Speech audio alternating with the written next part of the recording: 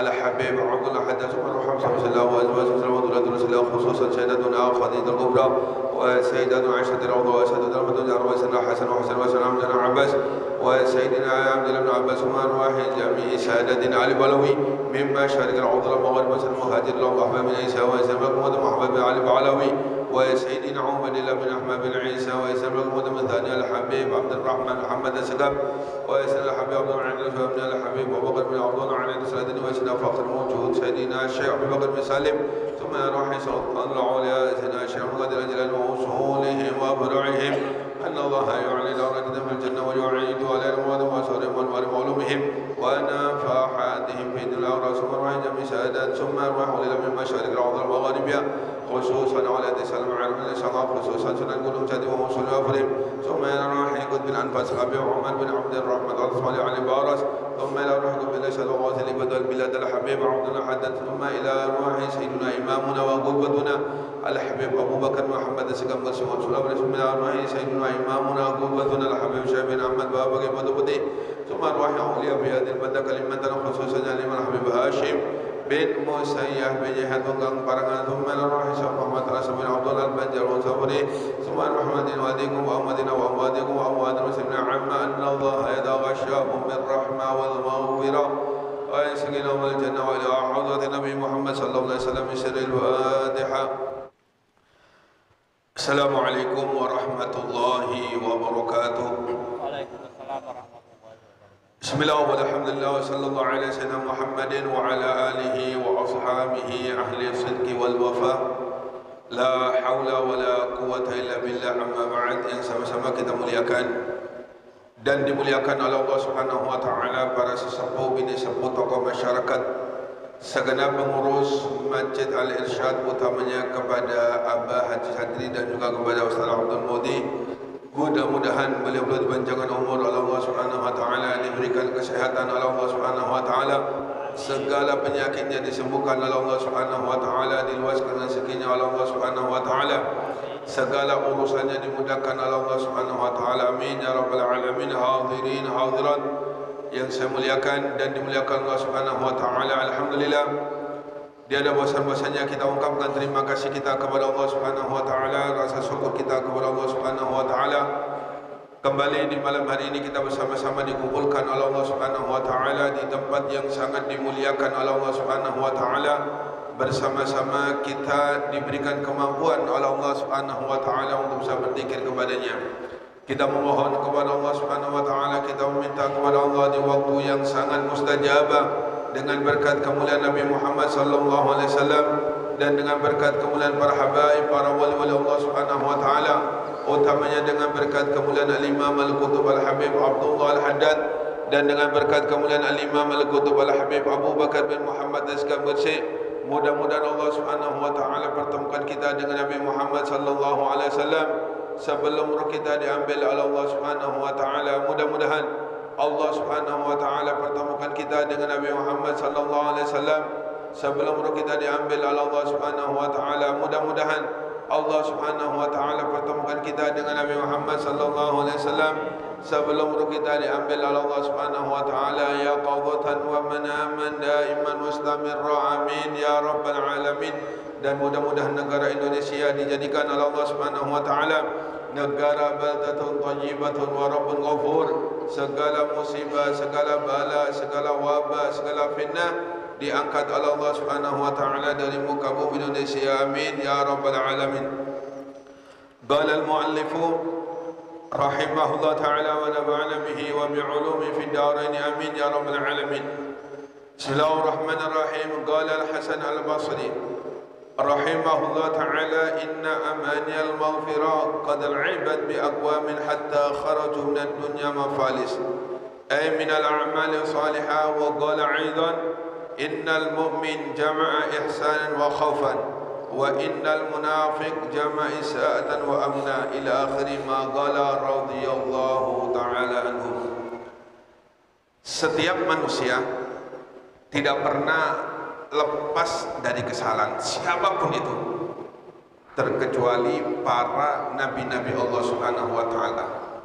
Sebab kata Nabi Muhammad sallallahu alaihi wasallam, kullu bani Adam khata'un, seluruh manusia terkecuali para nabi karena mereka maksum pasti pernah berbuat salah kepada Allah Subhanahu wa taala. Pernah menggunakan salah satu nikmat Allah Subhanahu wa taala digunakan untuk maksiat kepada Allah Subhanahu wa taala. Namun kata Nabi Muhammad SAW, wa khairul khata'in at-tawwabun. Sebaik-baiknya seorang yang pernah salah, terpeleset dalam menggunakan salah satu nikmat Allah Subhanahu wa taala, yaitu bersegera untuk meminta ampun kepada Allah Subhanahu wa taala, bukan sebaliknya terus menerus tidak pernah ingat tentang kehidupan akhirat, selalu bermaksiat kepada Allah Subhanahu wa taala, maka hal ini akan mengkhawatirkan kepada dirinya.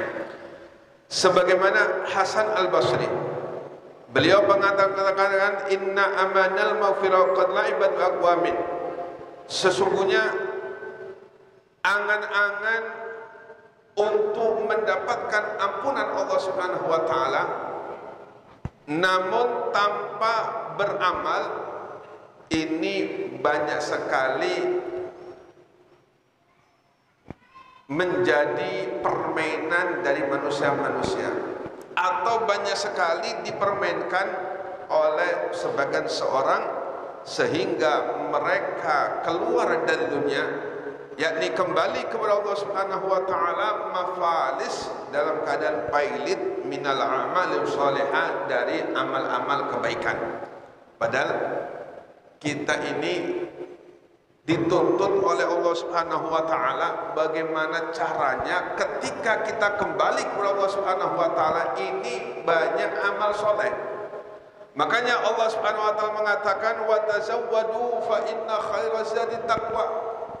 Berbekalah kalian, sesungguhnya sebaik-baiknya bekal yaitu taat kepada Allah Subhanahu wa taala, menggunakan salah satu nikmat Allah Subhanahu wa taala ia gunakan untuk mendekatkan diri kepada Allah Subhanahu wa taala, lebih-lebih seluruh anugerah Allah ia gunakan semaksimal mungkin untuk mendekatkan diri kepada Allah Subhanahu wa taala, untuk memperbanyak bekal sebagai persiapan ia kembali kepada Allah Subhanahu wa taala. Ketika ia terpleset, maklum namanya manusia, maka kita diperintahkan oleh Allah tidak bosan-bosannya, tidak henti-hentinya untuk beristighfar kepada Allah Subhanahu wa taala, meminta kepada Allah Subhanahu wa taala. Maka kata Nabi mengatakan, tuba liman wajada fi sahifati istighfaran katsira. Kata Nabi Muhammad SAW, beruntunglah siapapun kelak di yaumil kiamah ketika ia mendapatkan catatan amal-amal ibadahnya itu banyak meminta ampun kepada Allah Subhanahu wa taala, banyak beristighfar kepada Allah Subhanahu wa taala. Wajar kalau seseorang seperti kita ini yang banyak maksiat kepada Allah Subhanahu wa taala itu banyak istighfar. Nabi Muhammad sallallahu alaihi wasallam, beliau seorang yang maksum, tidak pernah bermaksiat kepada Allah Subhanahu wa taala. Andai kata beliau maksiat kepada Allah Subhanahu wa taala, sudah pasti dosa-dosanya diampuni oleh Allah Subhanahu wa taala. Namun bagaimana dengan Nabi Muhammad SAW? Nabi Muhammad setiap hari tidak pernah kurang meminta ampun kepada Allah Subhanahu wa taala sebanyak 100 kali. Tidak pernah kurang dari 100 kali. Nabi Muhammad SAW seorang yang maksum, seorang yang terjaga dari perbuatan maksiat Allah Subhanahu wa taala, setiap hari beristighfar kepada Allah Subhanahu wa taala. Bagaimana dengan diri kita? Kita banyak maksiat kepada Allah Subhanahu wa taala, kita banyak menggunakan nikmat-nikmat Allah Subhanahu wa taala ia gunakan untuk maksiat kepada Allah Subhanahu wa taala. Maka orang yang diberikan hidayah oleh Allah, orang yang diberikan kekuatan oleh Allah untuk bersegera meminta ampun kepada Allah Subhanahu wa taala, maka inilah orang yang beruntung. Sebab Allah Subhanahu wa taala mengatakan wasari'u ila maghfiratin min rabbikum wa jannah. Ketika seseorang terpeleset dalam menggunakan nikmat Allah, ia gunakan untuk maksiat kepada Allah Subhanahu wa taala, sadar maupun tidak, kita diperintahkan oleh Allah Subhanahu wa taala untuk bersegera meminta ampun kepada Allah Subhanahu wa taala, yaitu beristighfar kepada Allah Subhanahu wa taala. Pernah suatu ketika salah seseorang datang kepada Sayyidina Ali. Kata orang tersebut, "Wahai Sayyidina Ali Amirul Mukminin, aku ini telah terpleset di dalam menggunakan nikmat Allah. Aku gunakan nikmat Allah Subhanahu wa taala untuk maksiat kepada Allah." Maka kata Sayyidina Ali, "Tub ilallah."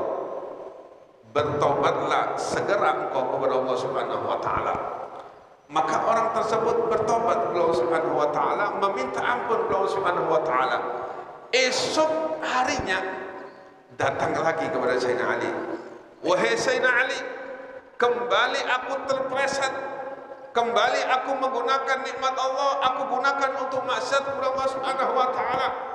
Jawabnya Sayyidina Ali, "Tub ilallah." Kembali bertobatlah engkau kepada Allah Subhanahu wa taala. Meminta ampunlah engkau kepada Allah Subhanahu wa taala. Pulanglah orang ini. Esok harinya kembali lagi kepada Sayyidina Ali. Kata orang tersebut, "Wahai Sayyidina Ali, aku kembali terpleset dalam menggunakan nikmat Allah Subhanahu wa taala." Maka kata Sayyidina Ali, "Tub ilallah." Bertobatlah engkau kepada Allah Subhanahu wa taala. Kemudian orang ini rupanya sekalian meminta wasiat untuk seterusnya. Kata orang tersebut, "Wahai Sayyidina Ali, sampai kapan aku ini kayak gini?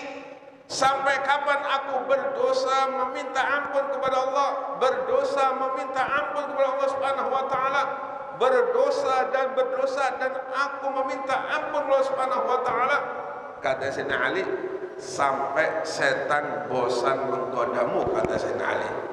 Sebagaimana kita ini tidak pernah bosan berbuat maksiat kepada Allah Subhanahu wa taala, menggunakan nikmat-nikmat Allah kita gunakan untuk maksiat, begitu pula jangan sampai bosan kita ini bersegera untuk meminta ampun kepada Allah Subhanahu wa taala. Sebab dalam hadis lain Ar-Rasul sallallahu alaihi wasallam pernah bersabda, "Halaka al-musawwifun." Orang yang menunda-nunda untuk bertobat kepada Allah, meminta ampun kepada Allah Subhanahu wa taala, ini tanda-tanda orang celaka. Ketika seseorang ini terpleset, kita diperintahkan untuk bersegera beristighfar kepada Allah Subhanahu wa taala. Kembali terpleset, segera untuk meminta ampun Allah Subhanahu wa taala. Jangan sampai bosan, kita selalu beristighfar memohon ampun Allah Subhanahu wa taala atas perbuatan kita, sebagaimana setan tidak pernah bosan menggoda kita agar kita tergelincir dari jalan Allah Subhanahu wa taala. Jangan sampai menunda-nunda untuk bersegera meminta ampun Allah Subhanahu wa taala. Sebab kata Nabi, orang yang menunda-nunda untuk bersegera meminta ampun Allah Subhanahu wa taala, maka termasuk tanda-tanda orang celaka. Kemudian wa qala aidan innal mu'min jam'isan wa khafan. Ciri-ciri seorang mukmin yang sejati, seorang mukmin yang betul-betul imannya sempurna, itu dia mempunyai dua sifat. Yang pertama yaitu perasaan takut kepada Allah Subhanahu wa taala. Ini sifatnya seorang mukmin, takut kepada Allah Subhanahu wa taala, yakni dengan cara berusaha semaksimal mungkin jangan sampai kita menggunakan nikmat-nikmatnya pada sesuatu yang dilarang oleh Allah Subhanahu wa taala. Sebab Allah Subhanahu wa taala tidaklah menciptakan diri kita terkecuali tujuan dari Allah Subhanahu wa taala agar kita taat kepada Allah Subhanahu wa taala. Dan siapapun yang taat kepada Allah Subhanahu wa taala, Allah berikan jalan kemudahan, Allah berikan keberuntungan baik di dunia, lebih-lebih kelak yaumil qiyamah. Man kana yuridul izzah falillahil izzatu jami'an. Kata Allah Subhanahu wa taala, siapapun yang pengin keberuntungan, siapapun yang pengin kebahagiaan di dunia, lebih-lebih kelak di yaumil qiyamah, yaitu jalannya cuma taat kepada Allah Subhanahu wa taala, tidak lain, tidak bukan. Tujuan dari Allah Subhanahu wa taala memerintahkan kita untuk taat kepada Allah Subhanahu wa taala agar kita menjadi orang yang beruntung. Dan sifat dari orang mukmin itu ada dua. Satu, takut kepada Allah, sedangkan yang kedua selalu berbuat kebaikan. Wa innal munafiq jama isa'atan wa amna. Dan sifat-sifat dari orang munafik itu dua juga, yaitu selalu berbuat keburukan, cuma dia merasa aman dari Allah Subhanahu wa taala. Maksiat kepada Allah, menggunakan nikmat Allah untuk maksiat kepada Allah Subhanahu wa taala, cuma dia merasa aman dari Allah Subhanahu wa taala. Padahal siapapun yang terpeleset dalam menggunakan nikmat Allah, siapapun yang menggunakan salah satu nikmat Allah, ia gunakan untuk maksiat kepada Allah Subhanahu wa taala, ini dapat memancing kemurkaan dari Allah Subhanahu wa taala. Dan apabila Allah murka kepada hambanya, dikhawatirkan dia mati tanpa membawa Islam. Na'udzubillah tsumma na'udzubillah. Kemudian qultu wa dzalika ajibun jiddan li'anna al-khawfa bi sahibil isa'a al-yak il akhir ma qala radhiyallahu anhu. Insyaallah kita lanjutkan minggu akan datang.